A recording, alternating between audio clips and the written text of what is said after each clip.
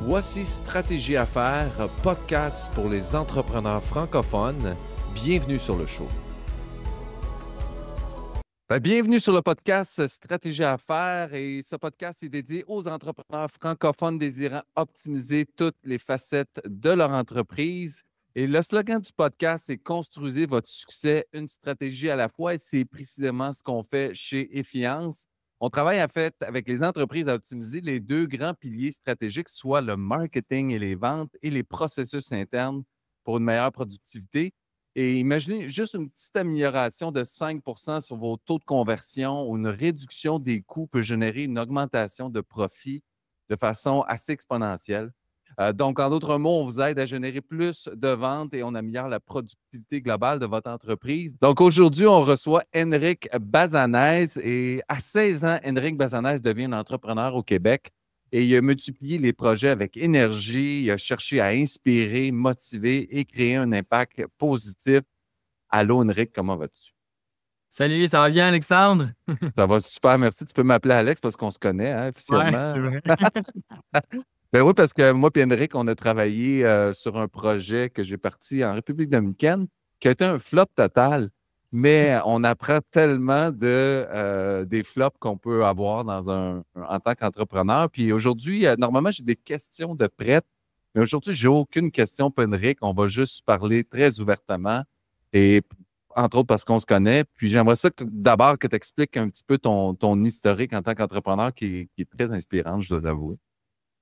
Oui, 100%. Fait que c'est sûr que ça part de loin, mais de proche parce que je suis très jeune, mais j'ai parti très jeune.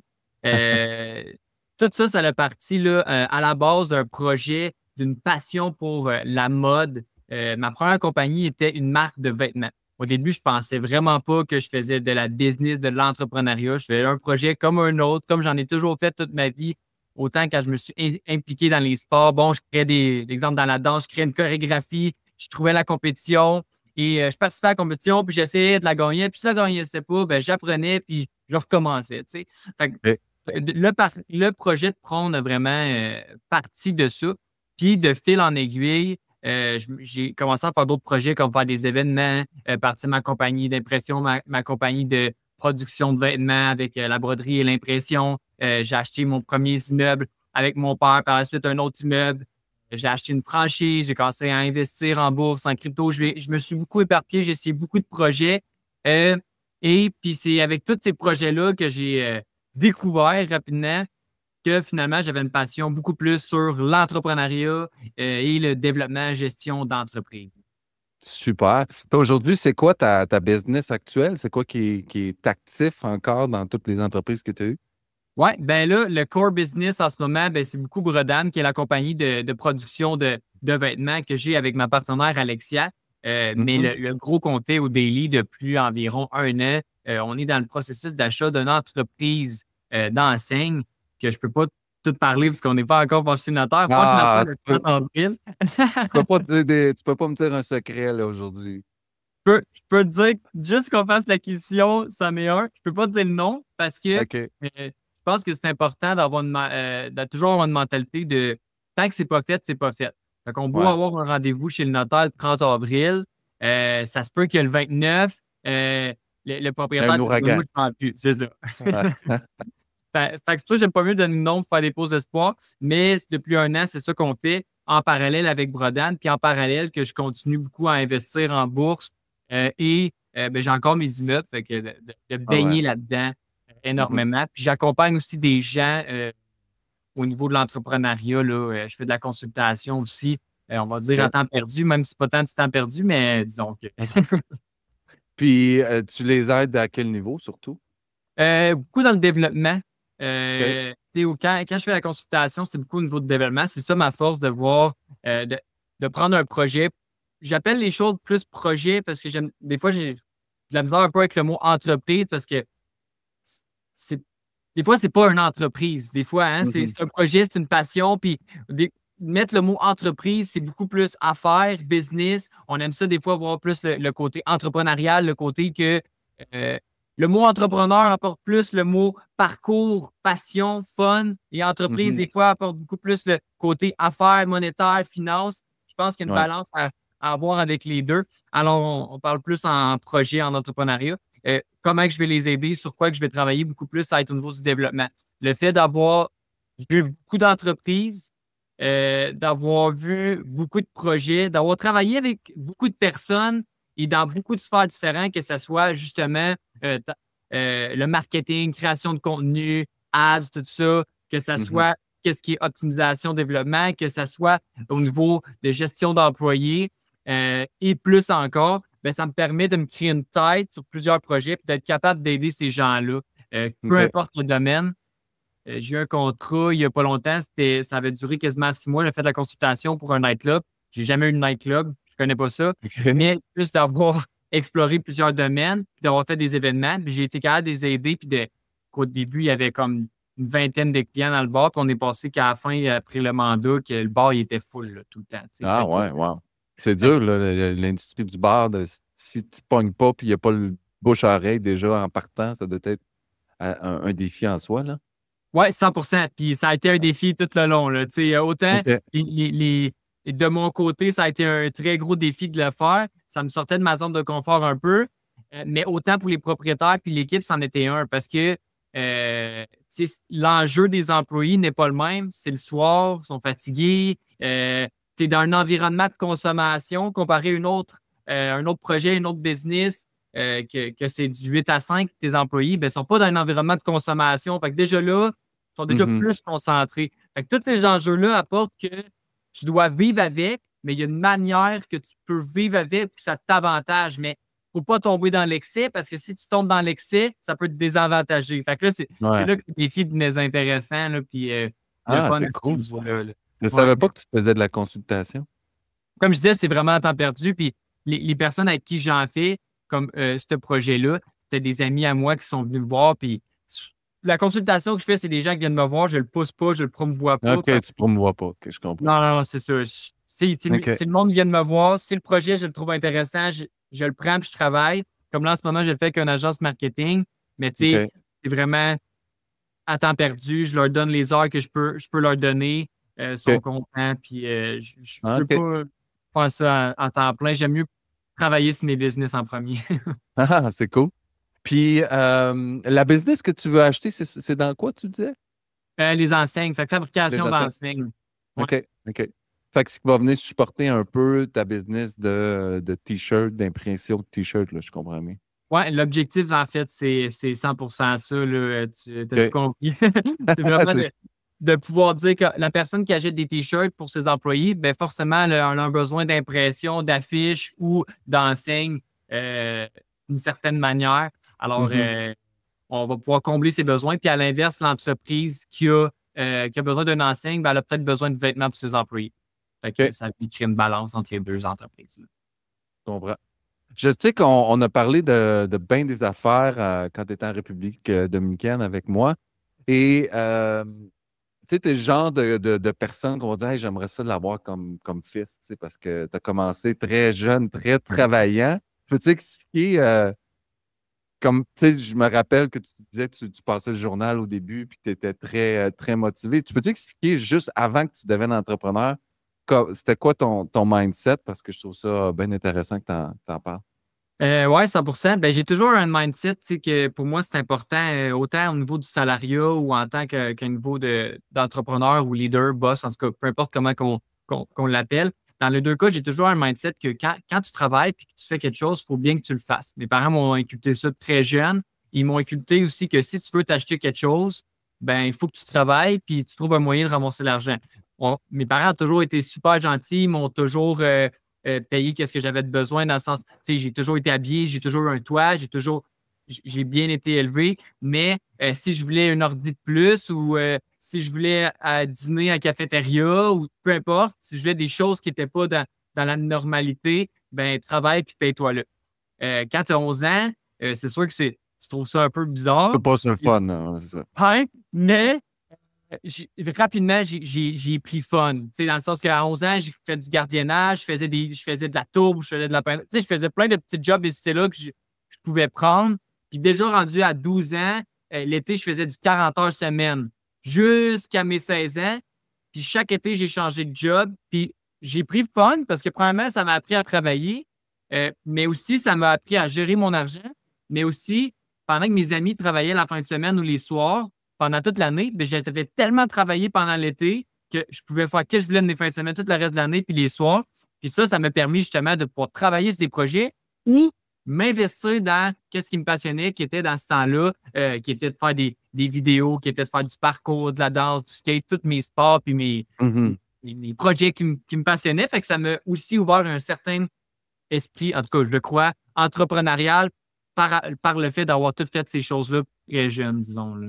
C'est clair, mais tu parles d'argent, mais tu parles aussi de temps, tu sais, parce qu'en tant qu'entrepreneur, la gestion du temps, tellement important, puis d'avoir des systèmes, puis là, c'est sûr que dans ton cas, c'était différent, mais tu t'es créé de la liberté en travaillant fort pendant un certain temps, puis après ça, dire, hey, j'ai mon temps à moi, fait que c'est cool quand même, tu sais, parce que l'argent, c'est une chose, mais le temps aussi qui est tellement important pour profiter de la vie, hein, parce que ça passe vite. Ben oui, je trouve ça intéressant que tu en parles justement, parce que souvent, c'est des conversations que j'ai avec plusieurs gens. Puis je pense que tu dois déjà avoir des conversations comme ça avec des gens. Le monde sont genre, je veux faire de l'argent, je veux faire de l'argent, je veux faire de l'argent. Mais à un moment donné, tu te rends compte que l'argent, c'est une chose, le matériel, c'est une chose. Mais est-ce que tu as été heureux à faire cet argent-là? Est-ce que tu as été heureux à avoir ce matériel-là? Des fois, les gens qui se lancent dans le vide, dans l'entrepreneuriat, ils pensent que ça va être beau, ça va être facile, tout va être le fun, juste parce qu'ils ont l'objectif d'avoir l'argent. Finalement, quand ils ont l'argent, ça n'a pas été tant le fun, puis je ne sais même pas quoi faire avec ça forcément, ou je m'achète des bébelles, puis je perds toutes mes bébelles. C'est important, je pense que, puis je me rappelle la dernière fois qu'on s'avait vu en République, je parlais de dopamine détox que j'avais fait, je me cherchais un peu plus. Et puis, c'est là que j'ai beaucoup réalisé que finalement, pas forcément l'argent qui me fait triper, mais c'est beaucoup plus, oui, qu'est-ce que l'argent peut m'apporter? C'est quand même important d'en voir, ça apporte une liberté, mais est-ce que pendant que j'ai fait cet argent-là, j'ai eu du fun? Puis est-ce que ça a brimé d'autres sphères ou facettes de ma vie? Tu sais? Tu as aimé le process, finalement. Oui, 100%. Oui, parce que quand tu es rendu, c'est comme si tu veux monter une montagne, tu veux aller en haut, il faut que tu aimes marcher puis la grimper, la montagne, parce que sinon, c'est bien beau aller en haut de la montagne. Ça va être long. Tu n'aimes pas marcher. Non, c'est ça. Ouais. Écoute, quel conseil tu donnerais à un jeune entrepreneur ou quelqu'un qui se lance une nouvelle entreprise, les premières étapes, tout ça, qu'est-ce que tu donnerais comme meilleur conseil selon toi? Il y a tellement de conseils que je peux te donner. Ouais, c'est ça, hein? Mais mettons en développement, parce que, tu sais, quand on part, ce qui importe, c'est de commencer à trouver des clients, tu sais. Fait que c'est ça l'idée. Après ça, il y a toute la structure qui se construit, puis les process, tout ça. Tout dépendamment de ce que tu vends. C'est sûr, si tu vends un service, il faut que tu aies des process super bien montés pour que tes clients soient satisfaits. Si tu vends un produit, ben il faut que ton produit réponde aux besoins. Mais je pense que c'est toujours le nerf de la guerre quand on commence, on veut avoir plus de ventes. Qu'est-ce que tu conseillerais à, disons, une entreprise de services ou de produits que tu conseillerais en premier lieu? Là? Mon conseil, puis ça, c'est avec le temps que j'ai découvert ce conseil-là. J'ai eu des phases que j'étais beaucoup, un peu comme toi, beaucoup dans l'optimisation, automatisation. J'essayais de tout automatiser, tout optimiser parce que je vois tellement un gain d'argent là-dedans qui est incroyable. Puis c'est ça que j'aime aussi de ton entreprise. Puis je me rappelle quand tu es en République, tu montrais tes processus. Même l'épicerie était automatisée. Je trouvais ça malade. Mais puis à un moment donné, je suis tombé dans ce loop-là que je faisais trop. Puis à un moment donné, j'optimisais des choses que je n'avais pas le droit d'optimiser parce que je n'avais pas les ventes qui allaient avec. Puis j'ai rencontré quelqu'un. Ça, c'est un conseil que j'ai aimé, puis j'aimerais ça le propager, puis j'aime ça d'en parler. C'est le conseil du tuyau. OK? Que je trouve très intéressant. C'est que pour figurer un tuyau, que l'entreprise, en fait, le projet est un tuyau. Puis le tuyau, il y a des trous en haut, il y a des trous en bas, il y a des gros trous, puis il y a des petits trous. OK? Mais ça sert à quoi de boucher ces trous-là s'il n'y a même pas d'eau qui rentre dedans? Tu sais, à la fin de la journée, c'est de dire, ça sert à quoi d'essayer de régler des problèmes quand pas l'objectif, mais la vente ne se rend même pas au problème. Il n'y a pas de vente. Ça sert à rien de régler un problème qui ne sert à rien. Quand il n'y en a pas. Ouais. C'est ça, quand il n'y en a pas. C'est ça. Ouais. Ça m'a beaucoup fait d'avoir cette image-là dans ma tête. Ça m'a énormément aidé à optimiser puis développer mon entreprise parce qu'à chaque fois, je me visualise le tuyau. Je me dis, OK, bon, là, y a-tu de l'eau qui rentre? Oui, il y en a qui rentrent, mais l'eau est en bas. C'est quoi? Mes trous qui sont en bas, c'est lesquels? OK? C'est lesquels les plus gros? Ah, c'est lui le plus gros. Je vais boucher lui en premier. OK, l'eau a continué de rentrer. Ah, des petits trous, j'ai bouché. Oh, là, il y a vraiment beaucoup plus d'eau qui rentre. Là, ça peut sortir par le haut aussi. Ah, il faut que je bouche eux autres. C'est de trouver les problèmes en fonction de ses ventes et non l'inverse.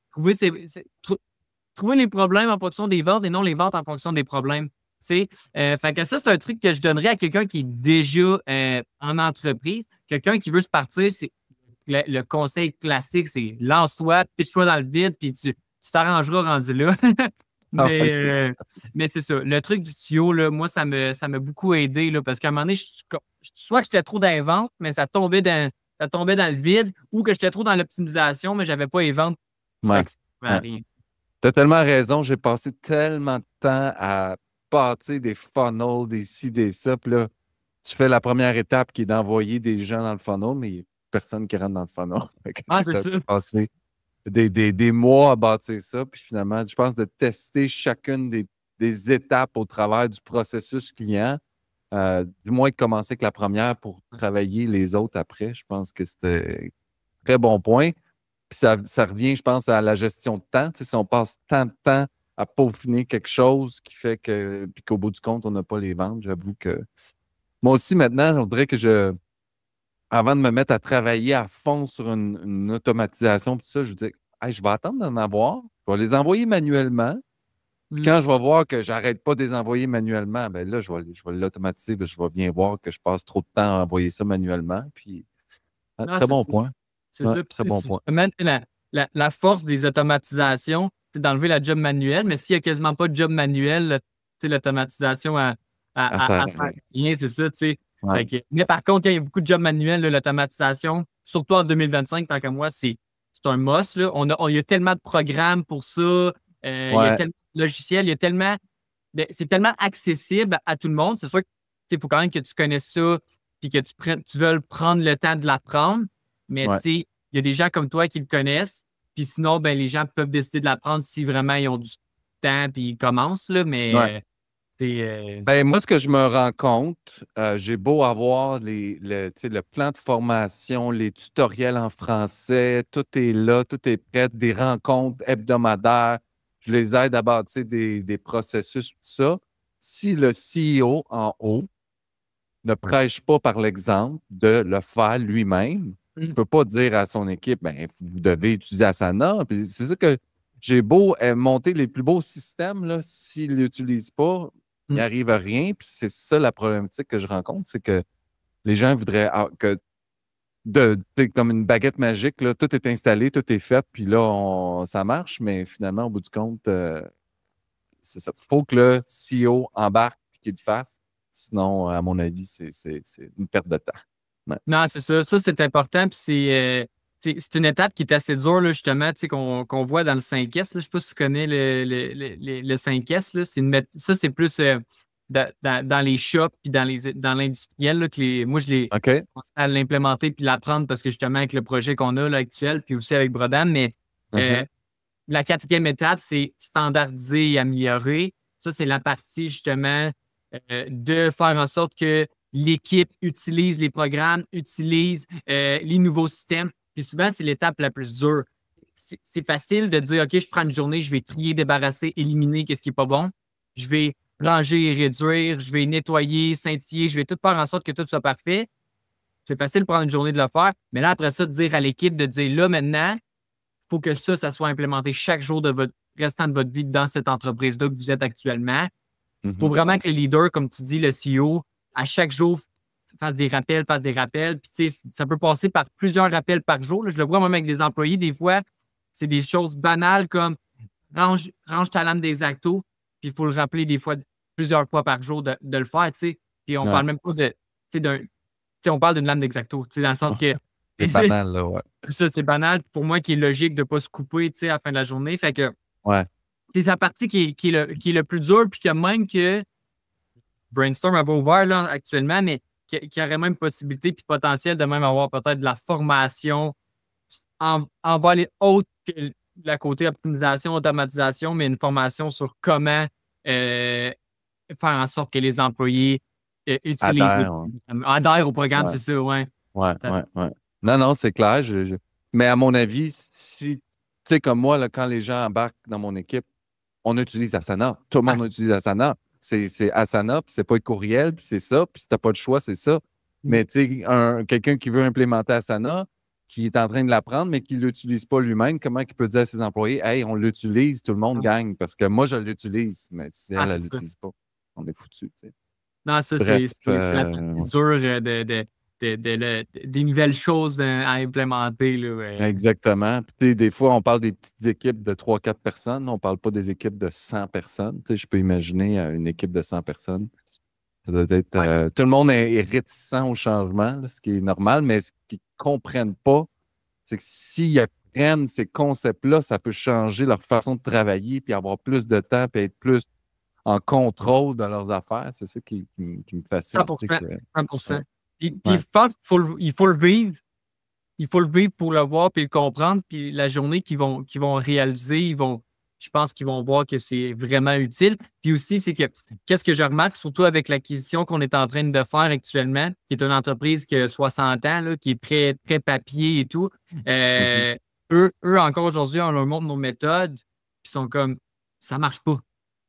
Le punch était papier. Là. Pour donner une idée, tout était papier.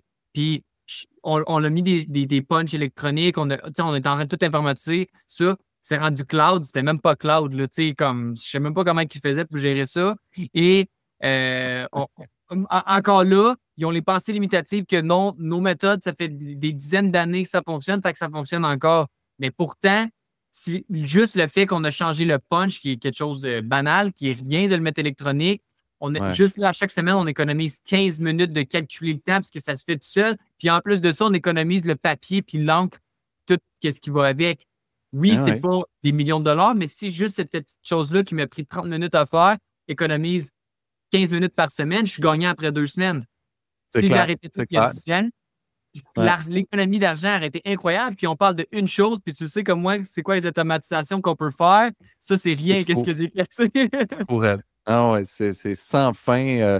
Si vous n'utilisez pas, je vous dis, les auditeurs, si vous n'utilisez pas des CRM ou des logiciels de gestion de projet pour automatiser vos processus, ouvrez-vous à ça, ça va changer votre vie. Ça va être difficile au début, mais une fois que vous allez l'avoir fait, ça peut vraiment changer la donne.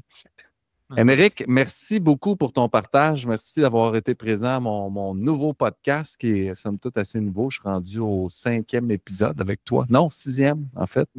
Et si les auditeurs veulent te rejoindre, veulent savoir plus sur tes projets, qu'est-ce qui s'en vient, ta nouvelle compagnie que tu vas peut-être acheter s'il n'y a pas de Hurricane en cours, c'est où qu'ils peuvent te rejoindre? Premièrement, c'est sûr que la façon facile de me rejoindre, ça serait Instagram classique Enric B7 ou sinon enricbassanaise.com. Il y a toutes les informations sur mes entreprises, toutes les places que vous pouvez me rejoindre et même un petit planificateur d'objectifs personnels gratuit que vous pouvez aller télécharger. Là, C'est cool ça. C'est cool. Excellent.